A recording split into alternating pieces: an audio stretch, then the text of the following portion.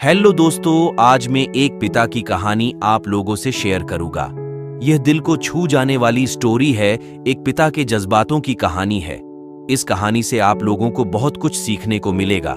इस कहानी को लिखने का मेरा एक ही मतलब था कि मैं पिता की भावनाओं को आप लोगों के साथ बहुत ही सुंदर स्टोरी में पिरोकर आप लोगों से शेयर करूं। आपने माँ के बारे में तो बहुत सुना होगा, बहुत जगह पढ़ा भी होगा। माँ के लिए अच्छी अच्छी हिंदी कहानियां लिखी गई हैं, लेकिन पिता के बारे में बहुत कम ही लिखा गया है। तो दोस्तों, ये कहानी उन पिता को समर्पित है जो अपने परिवार के लिए जी जान से काम करते हैं, खुद की इच्छाओं को मारकर अपने बच्चों के सपनों को पूरा करते हैं। यह स्टोरी शुरू होती है जब मैं घर से गुस्से में बड़बड़ाते हुए निकल आया था और बस स्टैंड की तरफ आगे बढ़ने लगा। मैं मन ही मन बड़बड़ा रहा था। पता नहीं कितने पैसे छुपा के रखे हैं, लेकिन मेरे लिए एक बाइक नहीं ले सकते। अब मैं यहां से चला जाऊंगा और तब तक वापस नहीं आऊंगा जब तक मैं खुद के पैसों से बाइक नहीं खरीद लेता। इतना सोच ही रहा था, तभी मेरे पैर में मुझे कुछ चुभने का एहसास हुआ। नीचे देखा तो समझ आया कि जल्दबाजी में पापा के जूते पहन आया हूं। उन जूतों में कील उभरी हुई थी जो मेरे पैर में बार बार घाव किए जा रही थी। लेकिन उस समय गुस्सा अधिक था तो मैं बड़बड़ाते हुए आगे बढ़ गया। एकाएक मुझे याद आया कि मैं पापा का पर्स भी साथ ले आया हूं। मेरे खुराफाती दिमाग में एक ख्याल आया, क्यों ना आज पापा का पर्स चेक किया जाए, जिसे आज तक उन्होंने किसी को हाथ तक नहीं लगाने दिया था। पता नहीं कौन सा खजाना छुपा है इस पर्स में जो किसी को हाथ नहीं लगाने देते थे। जब मैंने पापा का वह पुराना पर्स खोलकर देखा तो उसमें पैसे तो नहीं मिले, लेकिन पैसों की जगह पर एक डायरी रखी हुई थी। तब मैंने सोचा, ओह, तो यहां खजाना छुपा रखा है। मैं समझ रहा था कि यहां पापा ने लिखा होगा कि किससे कितने पैसे लेने हैं और किसको कितने पैसे दिए हैं। लेकिन मैं गलत था। जब मैंने उस छोटी सी डायरी का पहला पेज खोलकर देखा तो वहां पर जो लिखा था वह थोड़ा सीरियस कर देने वाला था। डायरी में जो लिखा था उसे पढ़ने के बाद मेरे चेहरे पर जो एक्सप्रेशन थे वह गायब हो चुके थे, क्योंकि डायरी में वैसा कुछ नहीं था जैसा मैं सोच रहा था। वहां पर उन पैसों का हिसाब लिखा हुआ था जो अलग अलग कामों के लिए अलग अलग लोगों से उधार लिए गए थे। उस लिस्ट में कंप्यूटर के नाम पर भी पैसे लिए गए थे। कुछ यूं लिखा था, 50,000 बेटे के कंप्यूटर के लिए। यह वही कंप्यूटर था जिसे मैं आज तक यूज कर रहा हूं। लेकिन मुझे यह पता नहीं था उस कंप्यूटर को खरीदने के लिए पैसे कहां से आए थे। लेकिन आज पता चल रहा। मुझे आज भी याद है जब मैंने पहली बार कैमरे के लिए जिद की थी, जो मेरे पापा ने मुझे 2 हफ्ते बाद मेरे बर्थडे पर ला कर दिया था, जिसे देखकर मैं बहुत खुश हुआ था। और मुझे खुश देखकर मुझसे कहीं ज्यादा अगर कोई खुश था तो वह थे पापा। अब मेरे चेहरे से गुस्सा एकदम गायब हो चुका था।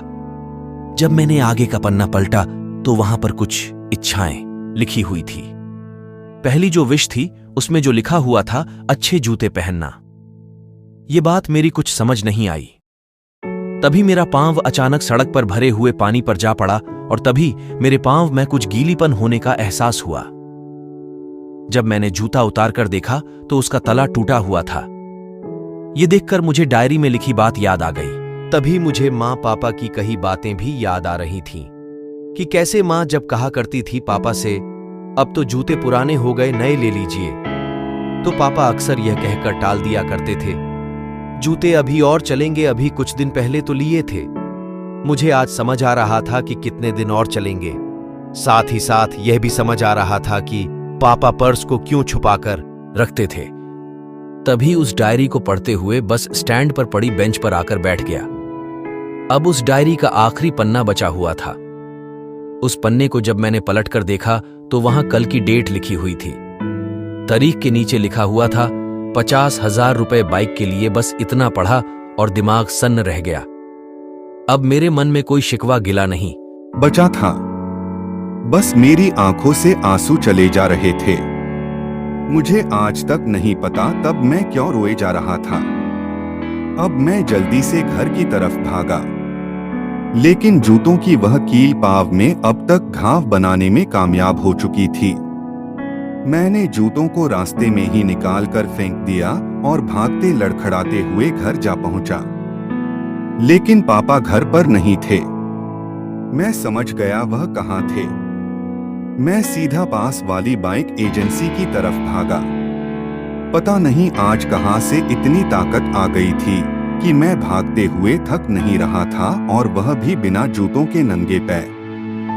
जैसे तैसे मैं बाइक एजेंसी पर पहुंचा। पापा वही थे।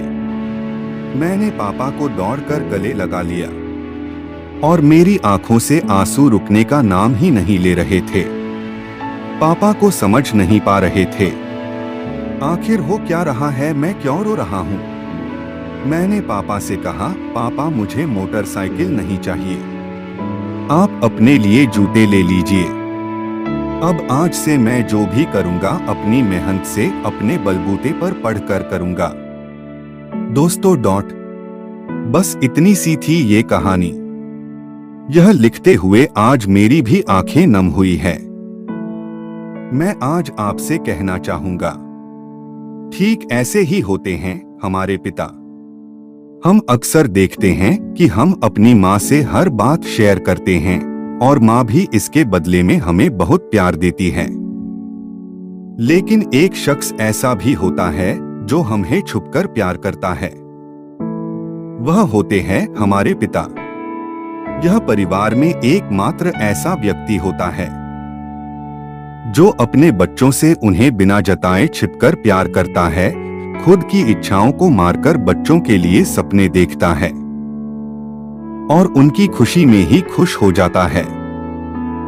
मुझे नहीं पता कि आप अपने पेरेंट्स की इज्जत करते हो या नहीं, लेकिन अगर आपके पास पेरेंट्स हैं तो आप बहुत खुश नसीब हो, क्योंकि इस दुनिया में बहुत से लोगों को तो पेरेंट्स का प्यार भी नसीब नहीं होता।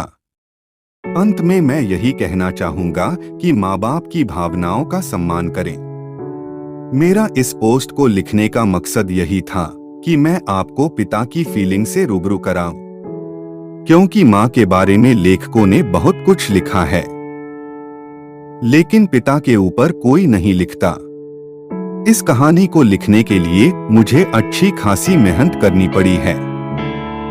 अगर आपको जरा भी यह समझ आई हो तो नीचे कमेंट करें और अपने दोस्तों के साथ सोशल मीडिया पर शेयर करना ना भूलें। धन्यवाद।